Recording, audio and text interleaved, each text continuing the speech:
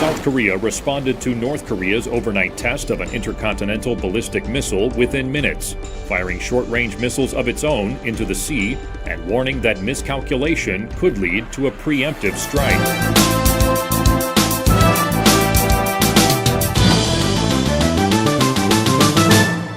For the first time since September, North Korea test-fired a ballistic missile Wednesday morning, which the South Korean and US militaries are saying was an ICBM.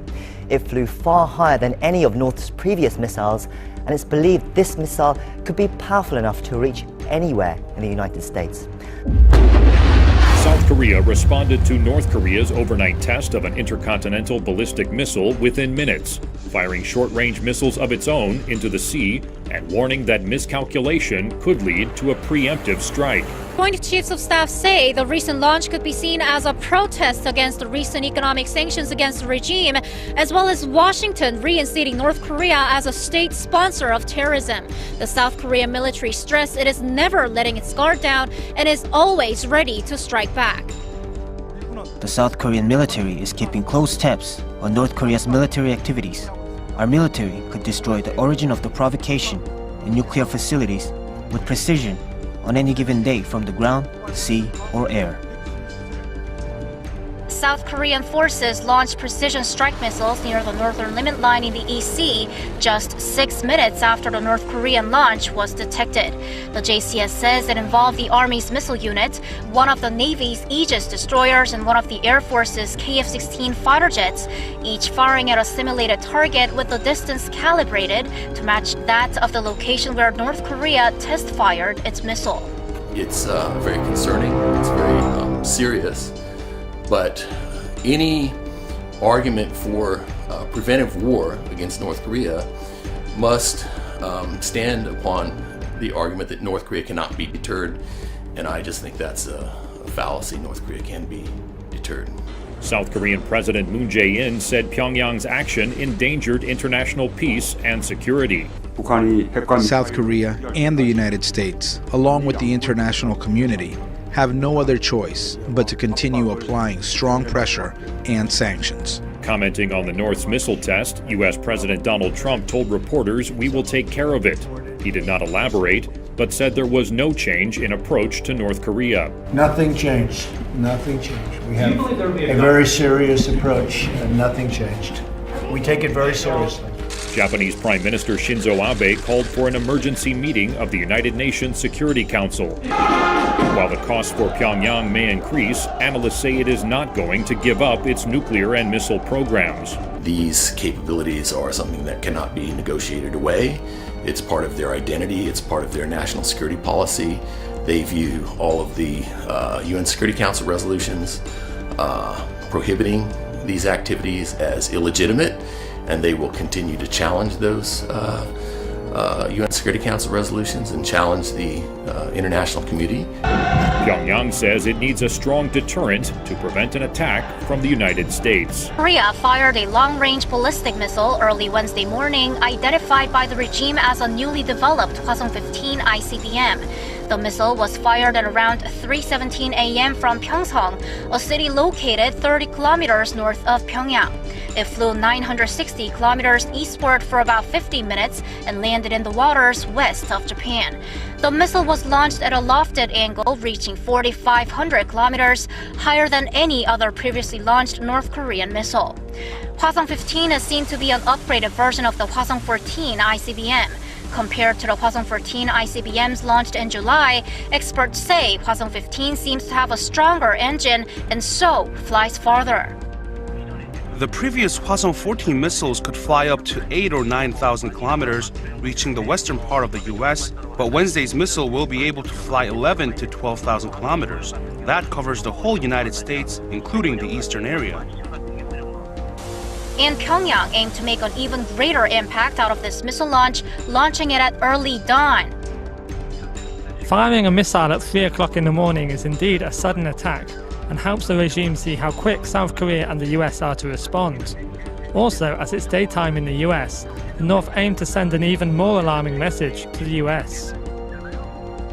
But in contrast to how a couple of the regime's missiles flew over Japan in August and September and fell in the waters east of Japan, this time Pyongyang decided to step back.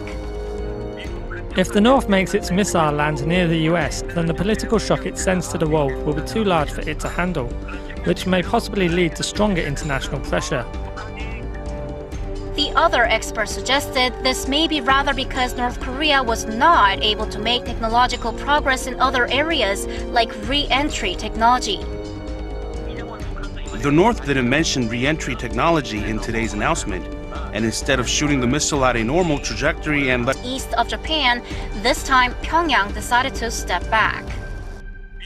If the North makes its missile land near the US, then the political shock it sends to the world will be too large for it to handle, which may possibly lead to stronger international pressure. The other experts suggested this may be rather because North Korea was not able to make technological progress in other areas like re-entry technology. The North didn't mention re-entry technology in today's announcement, and instead of shooting the missile at a normal trajectory and let it pass over Japan, Pyongyang once again fired its missile at a lofted angle. This implies that it may have not solved other technological issues like missile re-entry. Several hours later at noon, the North acknowledged the launch in a televised statement, saying it had successfully tested a new type of ICBM. But despite that claim, there are still question marks over the technology used and the regime's intentions. Our Kwon Chang-ho explains.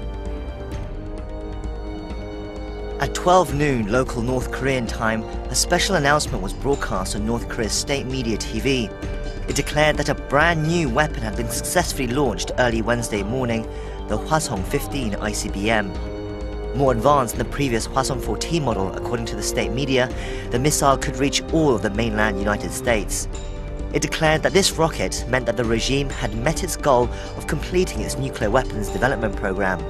Leader Kim Jong-un, who oversaw the launch, added that the North had realized the completion of its state nuclear force. However, although this rocket suggests a leap forward in the regime's ballistic weapons technology, there is still further to go. No one has ever declared that they have completed ICBM development after performing high trajectory launches. Unless North Korea fires this new Hwasong-15 at a regular trajectory, successfully re-enters the atmosphere and hits a specific target, it cannot be said to have a fully formed ICBM. Pyongyang's statement also said the missile was a victory achieved by the people despite difficulties imposed on the regime. However, the statement concludes by saying North Korea is a responsible nuclear power that loves peace and that would not pose a threat to anyone as long as the interests of North Korea are not infringed upon. This statement and the nature of the launch suggest that while Pyongyang wanted to carry out a provocation, they were also wary of too strong a reaction. It is a provocation, but it is a very measured one. It didn't fly over Japan like before, and there is not enough evidence to say it is a completed ICBM. So far, no footage or photos have been released of Wednesday's launch, but they are expected to come within the next day or two, whereupon they'll be scrutinized to verify just how far the regime has come in its nuclear weapons technology. As expected, the global community has come forth to condemn North Korea in reaction to the missile test launch. The United Nations Security Council will convene later in New York on Wednesday to try to figure out how to deal with Pyongyang and its ongoing provocations. Cho Sung-min has the latest. North Korea's ICBM launch on Wednesday has not only spiked tensions in the region, but also triggered strong condemnation from world powers. Earlier in the day, US President Trump told reporters this is a situation that the US will handle without elaborating further. Trump also said the latest provocation will not change Washington's approach to North Korea. However, Secretary of State Rex Tillerson implied that there still remains a diplomatic solution to the North Korea issue, as he said diplomatic options remain viable and open, and that the US remains committed to finding a peaceful path to denuclearization.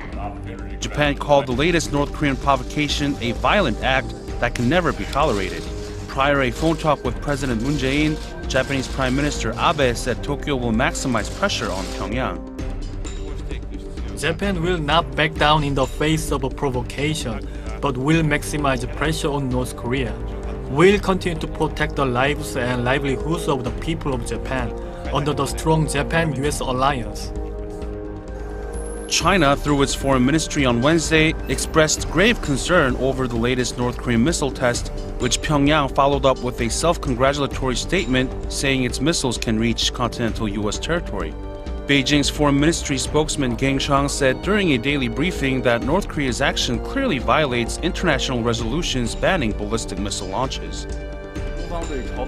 China expresses grave concern and opposition to North Korea's launch activity. China strongly urges the North Korean side to abide by the UN Security Council's relevant resolutions and cease taking actions that increase tensions on the Korean Peninsula. He also followed up with a message that China hopes all concerned parties will act thoughtfully to preserve peace and stability in the Northeast Asian region. Russia's take on the missile launch wasn't so different. The Kremlin said on Wednesday that the latest missile test launched by North Korea will provoke further tensions in the region and hinder current efforts to find a peaceful solution to the crisis. Spokesperson Dmitry Peskov told reporters that all relevant sides to this issue need to remain calm, which is very necessary to prevent the worst-case scenario on the Korean Peninsula. Following Seoul, Washington, and Tokyo's request, the UN Security Council is soon to hold an emergency meeting at the UN headquarters in New York on Wednesday afternoon local time to address Pyongyang's ongoing provocations. 조성민, 아리랑 뉴스.